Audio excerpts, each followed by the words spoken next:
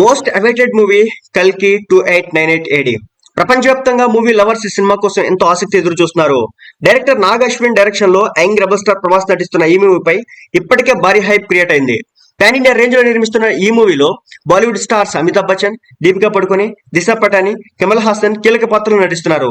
ఈ చిత్రాన్ని ఏడాది వేసవిలో రిలీజ్ చేయబోతున్నట్లు ఇదివరకే చిత్ర యూనిట్ ప్రకటించింది. కొన్ని నెలలుగా ఈ మూవీ షూటింగ్ శరవేగంగా జరుగుతోంది.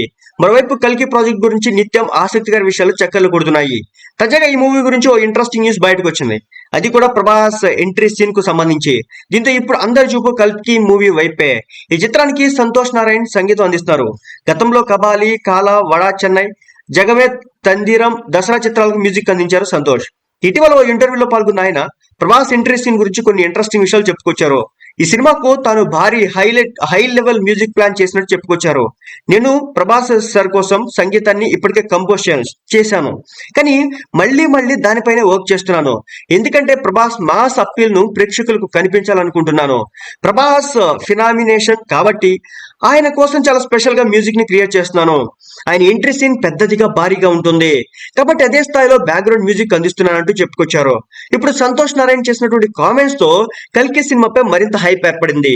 ప్రభాస్ అంటే చాలా స్పెషల్, అందుకే ఈ మూవీలో ఆయన ఇంట్రో సీన్ కోసం చాలా స్పెషల్ గా మ్యూజిక్ ని క్రియేట్ చేస్తున్నాను. ఇంట్రో వర్క్ పెద్దగా మాస్ గా ఉండాలని అంటున్నారు. ఈ మూవీ మే 9న థియేటర్ లో విడుదల కాబోతుంది. సినీ ప్రియులకు ఈ మూవీ అద్భుతమైన సినిమాటిక్ అనుభూతిని అందిస్తుంది. దాదాపు 600 కోట్ల బడ్జెట్ తో ఈ చిత్రాన్ని నిర్మిస్తున్నారు. కల్కి కాకుండా రాజసాబ్, సెలార్ పార్ట్ 2, స్పిరిట్ చిత్రాల్లో కూడా నటిస్తున్నారు ప్రభాస్.